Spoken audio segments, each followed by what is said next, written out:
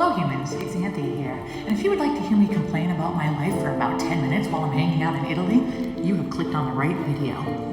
So we're going to start in 2016. It was like my new life. PJ and I had broke up for about a year, and we were getting back together, and we were getting our first house in St. Petersburg, Florida. Previously, PJ and I had been dating since 2011, but for a year I was dating Drew monogamously. My friend here that you see, Garrett, he actually dies a few years later, and I knew him for about 20 years, so foreshadowing. When we first moved into this place, it was an absolute disaster. I mean, there's carcasses of animals inside, rotten couches, homeless people living in there, and the backyard, and everything was absolutely full of trash. It took forever to get everything cleaned up. The landlord was a good friend of ours, and he was gonna sell us the house. So all of the effort that we put into it to make it this beautiful over the next few years was really worth it. So we thought. It was during this time that I decided to go to massage therapy school. So I had started school, and I was actually starting to build out one of the sheds at my father's nudist resort to start taking my massage clients once I got my certification. So it was here in 2017 that my father and I had what I thought was an agreement for me to fix up the resort so that I could take it over, because it was my childhood home. I had moved there when I was 11 years old, and it was like my whole future and everything that I wanted. So I started working on it really hard. And then when I was in massage school, I received the very bad news that one of my really good friends that I had known since I was a teenager, Dolly, had passed away. And 2 days later, my brother died. So I was flying out to go to my brother's funeral right after we were planning to go to his wedding, because he had just had a baby. And unfortunately, just before my brother passed away, my dog had been hit by a car and was killed in front of my house, and that was absolutely devastating. So by the time Dolly died and then my brother, I was completely messed up. But then while I was gone to my brother's funeral, my cat Thursday got run over by a car and was also killed, and I found out when I returned. Wow, I can't believe that you're still here listening to this. Well, don't worry, it gets worse. So I suppose to escape all of the inner turmoil, like I always do, I buried myself in work, totally cleaning up the resort. This is my father's front yard, totally cleaned it up. It was a lot. But then with all of that death that was going on and trying to focus on everything and just having, regular life problems, as well as the stress of going to massage therapy school, the first time I had been in school for like 20 years, I was having a lot of nervous breakdowns, and I ended up having ulcers and internal bleeding, and I had to go to the hospital.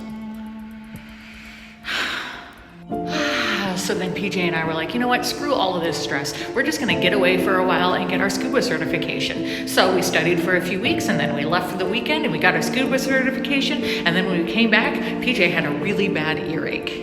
So when I was at school, he was texting me saying that he had taken some antibiotic called Bactam that his mother had given him, and he told me he had a fever and he wasn't feeling well. By the time I came home, his eyes were blood red, he couldn't move at all, he was covered in hives, and he was so hot to the touch, I literally picked him up and put him in a bathtub full of ice water. That night, he texted me and he said, could you please come spend the night with me, because sometimes we would sleep separate. And I was like, what are you saying? Why don't you just come in here? He's like, I can't walk. And I came into the living room because he was sleeping on the couch, and I was like, what do you mean you can't walk? And he's just like, I can't walk. Can you just please bring me to bed so I can sleep with you tonight? And I'm like, no. I picked him up and I put him in my truck and I brought him to the emergency room, and they said that he had heart failure, kidney failure, liver failure. In about 3 hours he would have died. His blood had already gone septic, and they brought him into the emergency ward. And oh my God, it was like the most trying, one of the most horrible experiences I've ever had. I was actually going to massage therapy school at the time, and every night I would come back and stay in the emergency ward of the cardiac section there, and that was for about 2 weeks, and then they brought him into intensive care, and they kept him there for a while before he could even walk or anything. But then we decided to make some fun out of it. How are you feeling, PJ? My ears feel a little bit perkier today. Yeah? Yeah. Good. How's your nose doing? It's feeling peachy. Hey, don't do that with your neck. Ow! Ow. Oh, yeah. Oh my God, PJ, what happened to you? I got an ear infection and I almost died. Oh my gosh, those ears are so big. Yeah, that's why it almost killed me. Well, hey, wait. What? Ear flop to the hip hop. I can walk now. Yeah, so you went on your first walk today. How was that, PJ? Oh yeah, it was the best. I don't even remember when I can't walk anymore. But now you can. Oh yeah, I can. I'm really glad you didn't die, PJ. Yeah, me too. Living is way better. Yeah, you'd be so stinky. Yeah, and boring. My ears wouldn't be this cute. Hey, TJ, do you feel cool with all that stuff on your chest? No, I feel like the back of a TV. Yeah, so once he was over the hump, I would go back to the resort when I wasn't at school and I wasn't with him, obviously, at the hospital, and start working on things at the resort again, getting everything ready for the future. So this room that I'm working on here was actually my bedroom when I was a kid and I was living at my dad's house. I moved out when I was 21. I moved all the way to Denver. But he said that I could use this room to do my massage therapy once I was licensed. So I was cleaning it all up and getting it all tiled and everything. And oh my God, it was so much fun and so much work. Moving granite, it's a lot of work and I did a lot. Then my father and I came up with the name Land of Id for the museum section of the resort as well as for the art area. Sorry, I was making signs. So previous to all of this, my Aunt Lorraine had passed away and she had left me some money. And with that money, I had purchased a park model. So I was actually fixing up the park model, which is like a glorified trailer there at my father's property. So I built a big porch and I made all the inside. I did like granite on the inside and slate and copper walls and I painted it all. It looked like a waterfall and I had a nice blue carpet. It was absolutely beautiful. After that, my father said that I would be allowed to move into the house because he actually wasn't really utilizing a lot of the house. My old bedrooms were still empty from upstairs. So that I started getting ready doing that. Yeah, so this was a lot of fun. This purple, I've actually done paintings like this in all of my houses, this faux, but because this was to be my what I thought my forever home, I really went all out here. So this is my bedroom and you can see I worked it in my closet, I did on my wall here, and it was absolutely fabulous and I loved it. And I also got a purple carpet because purple is my color. And then maybe PJ's mom got jealous that PJ and I both got to spend so much time in the emergency room. So she actually got really sick and she had an immune disorder that attacked her brain and she became like a baby for about 3 years.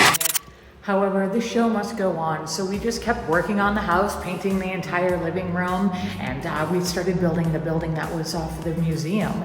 That took a lot, and then we added a beach, and we painted the bridge, and I started just doing a whole lot of stuff to make the resort more beautiful. That's what this is. This is what we did. Like my mom always said, 2 tears in a bucket, gender fuck it.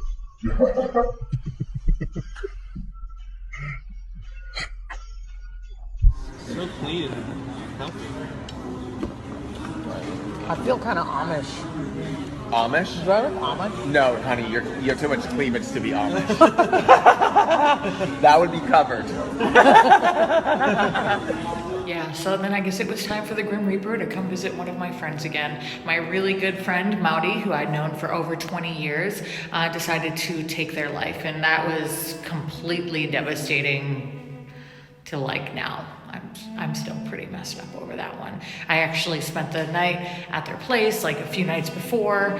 And I mean, they told me some stuff was going on, but nothing to the level that they would do that. And then the night that they took their life, they texted me saying that they wished that they could live in a bubble with me. Yeah, and just before that, unfortunately, one of our other friends was shot and killed. So it was just like, bam, bam, bam, bam, again. And with all the death, it was really difficult, but I did graduate school. I almost left just because I was so pooped out. But then my dad was like, if you drop out, you're never gonna go back and you're so close to finishing. So, you know, Stephen Hawkins never took a sick day. So then we just started focusing on the resort, you know, keep busy. So then I started making signs and I started having parties and then we started on the dome. And the dome took a lot of time. Then I passed the state board and I got my massage license and I started doing massage. And then everything was doing really good for quite some time. We finished the new sign for the resort and then we were working on the dome. This was a lot of fun. We did all of this before COVID. We got to get together with a bunch of our friends and they came out and we built these different concrete structures. And also during this time, oh, there's my friend Shmoo. Also during this time, this is when Tank moved out, which is my music producer. And we came out with 3 albums during COVID, during our lockdown. So this here is actually shortly before the lockdown, but this was a really great time. Unfortunately, during COVID, we did have a lot of really close friends pass away. You know, Johnny Fractals and oh man, it was just Nemo and yeah, you know, Nick, it was just so much. But other than, you know, those good friends everything was doing really well, and we were getting a lot of tile and doing mosaics and finishing more signs for the resort. And, you know, we're all getting together and oh, there's my friend Ben. Yep, he passed away as well shortly later, unfortunately. But this was just a lot of fun. And then we got the dome almost completely done, and I finished my house in St. Pete, and the property was, I was getting all the lights set up and everything was just beautiful, and we're having events, and I finally finished the mosaic tile floor on my house. It was, oh my God, that just took forever. My bedroom was finally finished and my art studio was finished. And then I was working on the mosaic tile, getting everything done, finishing all the signs for the resort, having more events, getting the flyers done. My bedroom was finally completed. Everything was perfect. And I had a good relationship with my lover there, with my friend Shmoo, and they're dancing, and my wall was all finished, all my furniture is moved in, I got my closet, everything put together, but things had to change. And I know I said that this was going to be a 10-minute video, but wait, there's more. All good things must come to an end. During that time of COVID was, as I said, the best time in my life. I was in a really good relationship, polyamorous relationship with my boyfriend PJ and my other lover, and my YouTube channel had gotten over 100,000 subscribers. My TikTok was blowing up. My Instagram was blowing up. Everything was doing so well, and I was working so hard on all of my artwork. But then things started to unravel. The first thing that happened was my landlord that owned my St. Petersburg home wanted to sell it for about $100,000 more than we originally agreed after I fixed it up. So we were forced to move out. Then a chain of events started to occur that meant that we were losing the resort, and we needed to generate a bunch of income during COVID in order to save it. And this is when my YouTube got deleted for the first time. It got deleted a second time when I was in Japan, right when Drew died. Drew's death was one of the worst that I've ever had to deal with. He was living with me when he passed away. I've been dating him off and on for 10 years. He was living with us for pretty much almost that entire 10 years at the resort, at our first St. Pete house that was just now being sold, and at our St. Pete house that we're living with just recently. I would still dream about him. Sometimes I still dream about him. He just talks to me. And a few months before Drew passed away, my ex Arthur passed away, and they were actually good friends as well. And Drew, as I said earlier, was really good friends with Garrett, who passed away. I guess they're all together now. And my dog Cello that passed away right before my brother passed away. Cello was the dog that Arthur and I got together. And Ben, who passed away just after Garrett, I had known him for well over 20 years. He was a lover. He lived with me out in Denver. He lived with me at the resort. He was my guitarist in my band and my drummer. He's in a bunch of my music videos. He's been in my videos for over 20 years. These people died within the last couple of years. My YouTube, Instagram, and TikTok got deleted. And I tell you what, it is very depressing when you work for years building something and then it gets taken away for no reason and you can't even correspond with anyone to figure out how to retrieve it. I needed money to save the resort, cashing in my morals, losing myself. So that's when I started doing OnlyFans. An entire lifetime of being really against doing that kind of stuff, I started doing it in order to save the resort. And I was able to save up enough money to save the resort. However, things still occurred and the resort was sold. So I had to move again. All of this turmoil put a lot of stress on my relationship with my other lover that I was with for the last few years. And I wasn't in the right mind. I was really depressed. I was emotional. I was overreactive. And so they ended the relationship with me, and that messed me up for a long time. It's actually when I cut off all of my dreadlocks. My dreadlocks were down to my ankles. I had been growing them for over 20 years and went into a really heavy depression. The worst that I had had yet. So by this point, I had started dating Noah, and PJ, Noah, and I were living at the resort, and we were all homeless.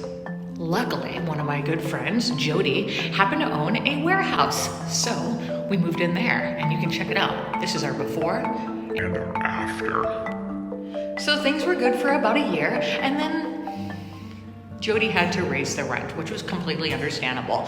So that's when I moved to my smaller massage establishment, and Drew, PJ, and I got a house together. Noah and I moved out to my father's property in Mayaka City. Drew died while I was in Japan, and then the Mayaka City living situation didn't last very long, and we were asked to leave.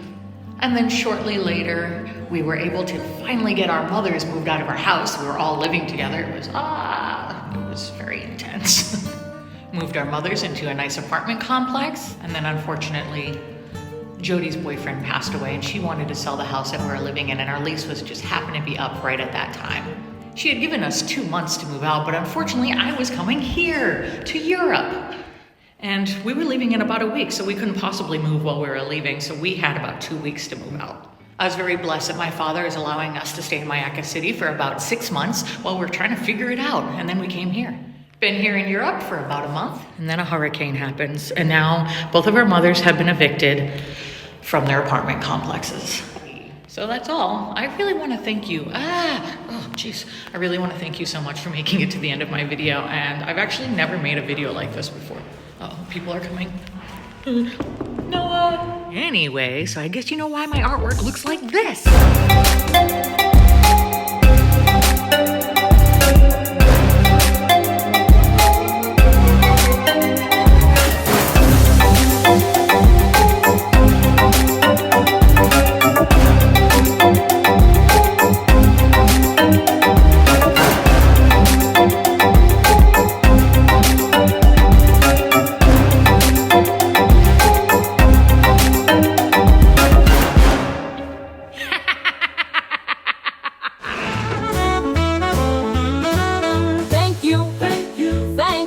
If it weren't for you, XZanthia be lost in the mist. No videos like this would even exist.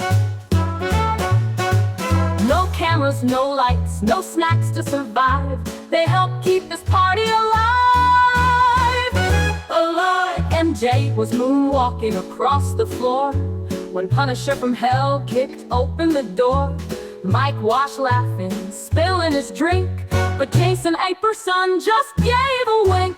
Rios and Psych was coding deep in thought, while Dimitri 5930, what have you wrought? Carlos G was dancing smooth as can be, with Sandy B cheering, go on, be free. But thanks to you all, keeping this jive, from epic fail bloopers to weird high five, you keep her equipped with gear that won't break, and maybe some chocolate for sanity's sake. Joe Fuller was juggling 3 pies in the air, while David Tills was eating a pear. Michael J. Prost cracked a joke so absurd that even Ted Przelski laughed not a word. They partied all night, what a strange crew. You could join our Patreon subscribers, and we could make fun of you too. Mispronounce your name just right, and make a silly song that's out of sight.